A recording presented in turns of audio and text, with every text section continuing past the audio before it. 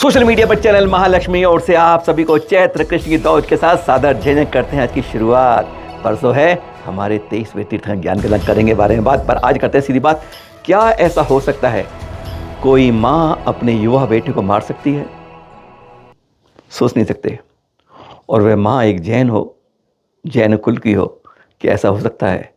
संभव नहीं लगता। पर आज क्या कुछ नहीं हो सकता है? संस्कारों में क्या कमी है? आज हम कहते हैं युवा हमारे संस्कारों से भटक रहे हैं, पर यहाँ युवा के संस्कारित है लेकिन माँ भटक रही है। विश्वास नहीं होता इस कहानी के ऊपर। ये जो है आप देख रहे हैं, गुना की बता रहे हैं। झांसी परिवार से जुड़ी है, अनुपम जैन और अलका जैन। शादी हुई थी 2003 में। वर्ष गुजरते गए, कोई औलाद नहीं हो पा रही थी।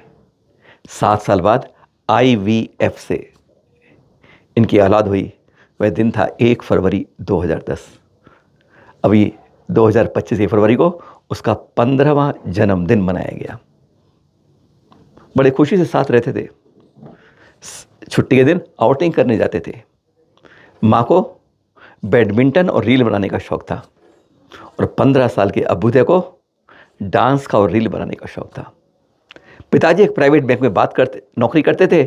ऑडिटर काम था, इसलिए ज़्यादातर बाहर रहते थे और गुना में उनकी पोस्टिंग थी, इसलिए परिवार किराए में गुना में रहता था। कहानी इतनी सी है, पर कैसे एक माँ एक युवा बेटे को मार सकती है? 15 साल का युवा बेटा ऐसे ही नहीं मर सकता। कहानी तो इससे शुरू हुई कि वो आत्महत्या कर ली उसने। बाथरूम के अंदर जिस पर टॉवल टांगते ना, उस मुलायम खूंटी को वो लटक के उसने आत्महत्या कर ली। उस खूंटी पर लटक भी जब खड़ी पकड़ो तो शायद वो खूंटी नीचे जाए, इतनी मजबूती लगती है, इससे ज़्यादा मजबूत नहीं होती वो दरवाजे की कुंडी या पंखा नहीं होता कि जिस खूंटी पर लग के लटक जाओ उसके ऊपर। लेकिन बताया गया कि वह उस खूंटी पर उसी के एक स्कार्फ और उसकी बैली से लेकर लटक कर उसने आत्महत्या कर ली। लेकिन जब पुलिस वहाँ पहुंची तो वह बोल रही थी, बताया साहब जब बात होने लगी, मैंने हत्या नहीं की, मैंने हत्या की। पुलिस समझ ले क्या बात है, हम तो कुछ सोच ही रहे हैं कि कैसे उसने आत्महत्या की है, और ये माँ कह रही है कि यह मैंने हत्या नहीं करी है।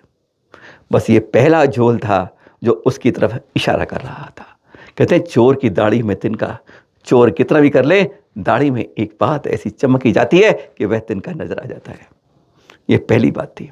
हाँ, तो बात ये थी कि इस 14 फरवरी की बात है, रोज की तरह की बात है। बेटा संस्कारित था और माँ संस्कारों से दूर हो रही थी। वह अपनी माँ को बार बार कहता था, माँ ऐसे कपड़े मत पहनो, अरे गंदे लगते हैं, इस कपड़े को मत पहनो, इस बिंदी को इस तरह मत लगाओ, बिंदी इस तरह लगाओ। बट टोका टोकी वह करता था माँ को अपना बेटा। माँ को चुभता था। माँ एक मॉडर्न ख्यालात की थी, लेकिन बेटा बार बार उसको टोकता कि तू ये कपड़े मत पहनो, ये मत पहनो। बस वह झंझना जाती थी। बेटा पढ़ाई में कमज़ोर भी था। अभी उसका पिछले समय ही उसका एक पेपर खराब हुआ था। 14 फरवरी को उसी तरह वह आया था और माँ के पास रसोई में पहुंच गया था। उस समय नौकरानी भी घर में थी। घड़ी बता रही 2:22। नौकरानी ने कहा कि उसने तब वहाँ से दरवाजे से मोड़ ली थी। उसके बस 8-10 मिनट हुए थे कि वे दरवाजे लोगों को वहाँ से उस रसोई से बर्तन गिरने की जोर जोर की आवाज़ आने लगी। और तभी देखा कि आटा की चक्की बहुत तेज चल रही है। 5-7 मिनट चक्की चली, उसके बाद शांत सब कुछ, आवाज़ थम गई थी। बस यही कहानी थी कि यह बेटे की शांति के बाद माँ वहाँ से चली गई थी। रोज़ 4 बजे अपनी सहेली को बैडमिंटन के फ़ोन करती थी, पर उस दिन 3 बजे ही फ़ोन कर। रोज़ की आदत, उसकी एक रोज़ की रूटीन था कि 4 बजे बैडमिंटन खेल के जाना और लगभग 6 बजे वापस आ जाना। यह नियम था। लेकिन उस दिन उसने 3 बजे फ़ोन करके सहेली को बुला लिया और सहेली के साथ चली गई। दरवाजे को लॉक, सब कुछ शांत था। लेकिन उस दिन वह 3:48 से बैडमिंटन खेल रही थी और 6:19 में वह आ चुकी थी गेट के थोड़ी दूर के बाहर। और सहेली रोज वह तुरंत घर चली जाती थी, लेकिन आज वह उस दिन 14 फरवरी को 6:19, पौने 2 घंटे वह वहीं पर गप्पे मारती रही अपनी सहेली के साथ। यह वहाँ CCTV फुटेज में नजर आया। पौने 2 घंटे नजर करती रही। जानबूझ के वह जल्दी चल रही है, घर से घर में लेट आ रही है, यह भी पुलिस के दिमाग में खटक रहा था। ये जब बाद में CCTV पता चल रहा था। उसके बाद तीसरे उसने कहा कि मैं जब दरवाजे में खड़ी, मैंने कई बार कॉल बेल बजाती रही, कोई खोलने वाली है। 15-20 मिनट बाद मैंने मालकिन से जाके चाबी ली। क्या चाबी तो उसकी जेब में थी, कहती चाबी खो गई थी। और जब मालूम चला कि उसने एक बार भी कॉल बेल नहीं बजाई थी, सीधा मालकिन के पास गई थी। तो मकान मालिक ने फिर अपने पति से पूछा था फिर कि भाई यहाँ कहाँ इसकी चाबी रखी है। एक जन घूम के उसने कहा, ये गुच्छा पकड़ाया, इसमें छांट लो, तुम्हारी कौन सी है। छांटने में उसने ले गई थी, कहती नहीं मुझे मिल गई। अब इसमें झोल से पकड़ पकड़ के वह बार बार घेरे में आ रही थी। जब खोला गया, कहती मैंने 7:45 बजे दरवाज़ा खोला, अंदर पहुंची तो उसकी बहुत तेज चीख की आवाज़ आई। मकान मालकी में दौड़ के आई तो देखा बाथरूम के एक साइड में सना दरवाजे पर लटका के वो बैठी रो रही है, और उसके एक जिस पर कपड़े टांगते हैं, तौले टांगते हैं खूंटी बाथरूम में, उससे उसका इस तरह शरीर लटका हुआ था जो पुलिस कहती है कि फांसी लेने वाला इस तरह लटक नहीं सकता है, इतनी देर उस पर लूटी पे लटक नहीं सकता है। सब कुछ शांत हो गया था। एक शख्स तब आया, उसके गले में हमेशा चांदी की चैन थी अभ्युदय में। क्या माँ ऐसी हो सकती है कि इतना चिढ़ जाती है अपने जवान बेटे से कि वह उसको कहता है कि ऐसी पोशाकें मत पहनो, ऐसी भड़कोली बंदी मत लगाओ, तुम इस तरह मत करो। यह बाकायदा उसने अपनी कॉपी में भी लिखा हुआ था कि मेरी माँ ऐसा करती है, उसे ऐसा नहीं करना चाहिए। वह पुलिस ने भी उस कॉपी को देखा, इस बारे में कुछ बोल नहीं पाई। वो पोस्टमार्टम में जब वह गई तो उसके गले में सोने की चांदी की चेन थी जैसी थी, लेकिन मालूम चला कि बाद में जब पोस्टमार्टम रिपोर्ट के बाद आई तो वह चांदी की चेन गले से गायब हो गई। आमतौर कोई परिवार पर जो होते हैं, मृतक के परिजन होते हैं, वे कभी इतनी हापाधेपी नहीं करते हैं कि उसका सामान जो होता है, चैन हो, अंगूठी हो, वो इतनी जल्दी नहीं, जब बाल आते हैं तब ले लेते हैं। पर पोस्टमार्टम रूम से को निकाल के ले गया, मालूम चला माँ ही ले गई थी। कई शक की सुइयाँ उसके पास पहुँच गई। अभी तक वह स्वीकार नहीं कर रही है कि मैंने हत्या की है। नैतिकता के पाठ में जरूर कहती है कि मेरा बेटा मुझे बार बार टोकता था, मुझे अच्छा नहीं लगता था, पर वो कमज़ोर था, कमज़ोरी में नंबर 1 में एक पेपर खराब हुआ था, इसलिए उसने लटक के फांसी में ली। इस पर उसका जवाब नहीं है कि 1.25 घंटे क्यों वो गेट पर बात करती रही, क्यों मैं झूठ बोल रही थी, कॉल बेल बजाती रही, 15 मिनट गेट खोलने वाला नहीं है, इसका कोई जवाब नहीं उसके पास। रोज़ 4 बजे या 3 बजे क्यों अपनी सहेली को फ़ोन कर रही थी, उसी कॉल डिटेल फ़ोन का प्रमाण बता रही है, इसका कोई जवाब नहीं है उसके पास। आज हमारे जैन समाज में ऐसी माँ हो सकती है, ऐसा कभी सोच नहीं सकता। या कोई संस्कारहीन ऐसी माँ हो सकती है कि बेटा संस्कार जो IVF से पैदा हुआ है और 15 साल का युवा है, जिसका बड़ी खुशी से मनाते हैं, हर संडे सैटरडे छुट्टी को आयोटिक में जाते हैं, तब भी ऐसी माँ कोई हो सकती है, ऐसा सोच नहीं सकता। कहाँ नैतिकता। हम कहते हैं आजकल माँ बाप अपने बेटों को, बच्चों को संस्कार नहीं देते हैं, पर यहाँ तो लगता है बच्चा संस्कार देता है, माँ संस्कार नहीं ले पाती। कहानी बड़ी अजीब है, सत्य घटना है एक जैन परिवार की।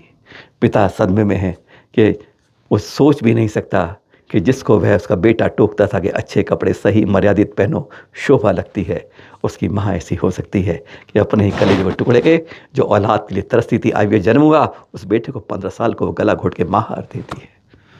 कहानी में सिर्फ ये नहीं है कि ये क्यों हुआ, कहानी यह बताती है आगे से ऐसा किसी घर में ऐसा ना हो, इसके बारे में क्या करना चाहिए। कुछ फ़ोटो दिखा रहे हैं अयोध्या से, जब आचार्य भद्रभाऊ जी ने दीक्षा दी ब्रह्मचारी भैया जी को। जानते हैं आप, 3 साल पहले चलन महाराज ने बताया था आपको आचार्य अनुभव सागर जी के बारे में, राजस्थानी घटना में।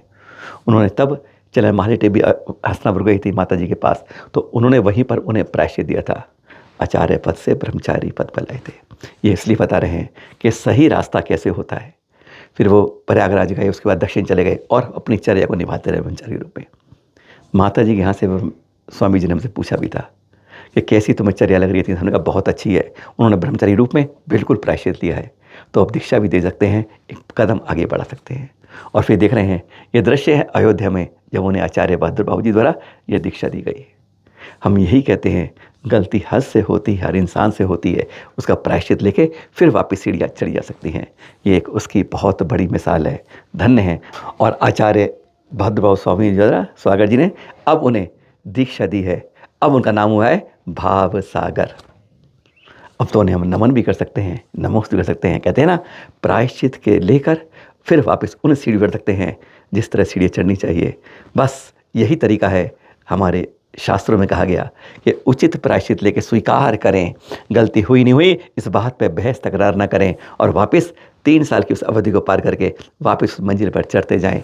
यही वास्तव में सही प्रायश्चित और सही दिशा का मार्ग है जो गढ़नियारी का ज्ञानमती माता ने दिखाया। और अब तीसरी खबर के साथ आपके पास अब आया सीधा इटावा से, करते हैं बात महामृत्युंजय तीर्थ से। आचार्य सौरभ सागर के सानिध्य में बना है, पर हम बात कर रहे हैं कल जब होली के कुछ रंग बल रहे थे, किसी गाल पर गुलाल कर रहे थे, तब यहाँ पर नेमिनाथ भगवान जी के अभिषेक कर रहे थे। ऐ होते हैं भक्त श्रद्धा में, वहीं इटावा के दृश्य दिखा रहे हैं गुरुवार के आश के साथ।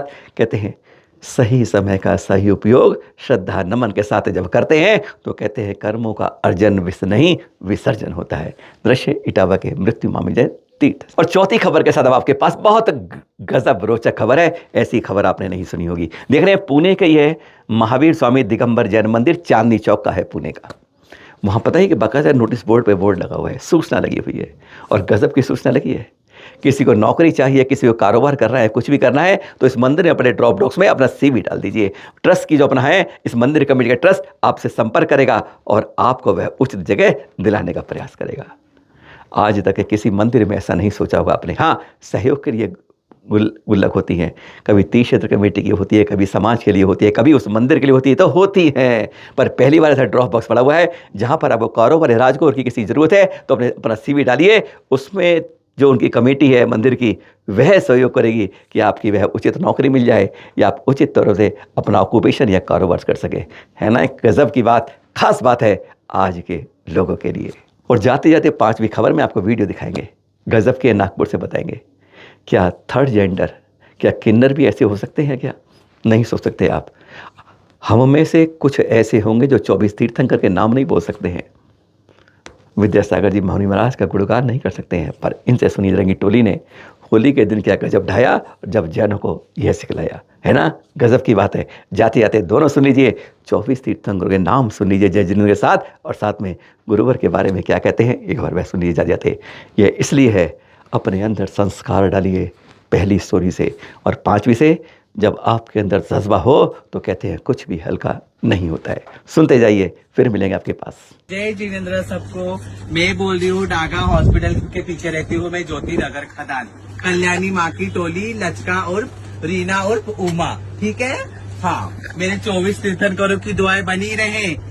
ऋषभ देव, अजित नाथ, संभवनाथ, अभिनंदन स्वामी, सुमतिनाथ, पद्म प्रभु, सुपार्श्वनाथ, चंद्र प्रभु, सुविधिनाथ, शीतलनाथ, श्रेयांसनाथ, वासुपूज्य स्वामी, विमलनाथ, अनंतनाथ, धर्मनाथ, शांतिनाथ, कुंतुनाथ, अरहनाथ, मल्लीनाथ, मुनिसुरतनाथ, मल्लीनाथ, नमीनाथ, नमी नेमी पार्श्वनाथ, महावीर स्वामी। जय जी ने विद्यासागर जी महाराज तुम्हारी जय होवे।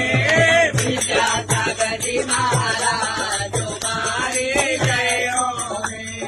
जय होवे, जय होवे, जय होवे, जय होवे। कर दो कृपा महाराज तुम्हारी जय होवे। विद्यासागर जी महाराज तुम्हारी जय होवे। अरे कुंडलपुर बाबा मेलो लगो है, कुंडलपुर बाबा मेलो लगो है। कर दो कृपा महाराज तुम्हारी जय होवे। विद्यासागर जी महाराज तुम्हारी जय होवे। बोलो मेरे कुंडलपुर वाले बाबा की जय, बड़े बाबा की। विद्यासागर जी महाराज तुम्हारी जय होवे। विद्यासागर जी महाराज तुम्हारी जय होवे। जय होवे, जय होवे, जय होवे, जय होवे। कर दो कृपा महाराज तुम्हारी जय होवे। विद्यासागर जी महाराज तुम्हारी जय होवे। अरे कुंडलपुर बाबा मेलो लगो है, कुंडलपुर बाबा मेलो लगो है। कर दो कृपा महाराज तुम्हारी जय होवे। विद्यासागर जी महाराज तुम्हारी जय होवे। बोलो मेरे कुंडलपुर वाले बाबा की जय, बड़े बाबा की जय।